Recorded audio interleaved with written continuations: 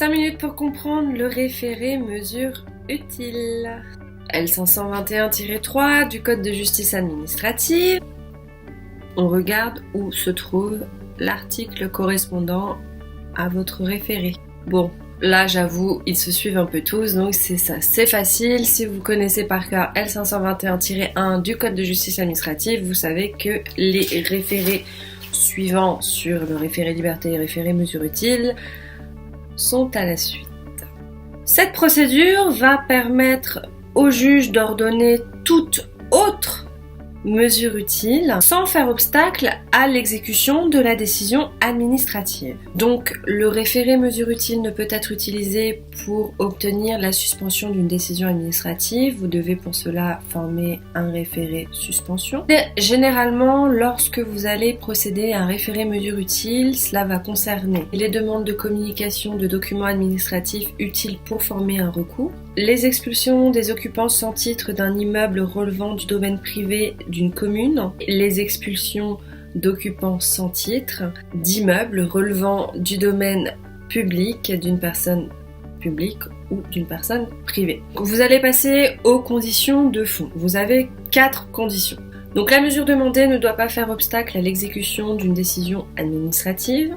La mesure prononcée doit être utile. Il faut que la mesure demandée constitue le moyen de résoudre la situation du justiciable. Et bien évidemment, il ne faut pas qu'il y ait d'autres voies de recours possibles permettant d'obtenir la même mesure. Troisième condition, la mesure demandée doit être urgente. Il s'agit ici d'apprécier les risques pour la situation du demandeur et pour l'intérêt public en cause. Il n'est pas possible de demander au juge de prononcer une mesure que l'administration peut elle-même prononcer. Et quatrième condition, la mesure ne doit se heurter à aucune contestation sérieuse. Si les conditions sont remplies, le juge pourra prononcer certaines mesures. Ces autres mesures peuvent prendre la forme d'injonction à titre principal, qui aura pour destinataire le plus souvent des personnes privées. Pour par exemple la réalisation ou la suspension de travaux, mais aussi de prendre toute mesure propre à assurer le fonctionnement du service public. Ces injonctions peuvent être également prononcées à l'encontre des personnes publiques. Par exemple, prendre des mesures conservatoires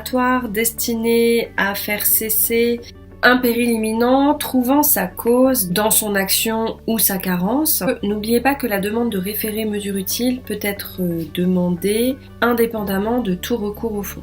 Donc voilà ce que vous devez savoir essentiellement sur le référé mesure utile. Si vous avez aimé la vidéo, mettez un petit pouce vers le haut. Si vous avez des commentaires, n'hésitez pas à les mettre juste en dessous.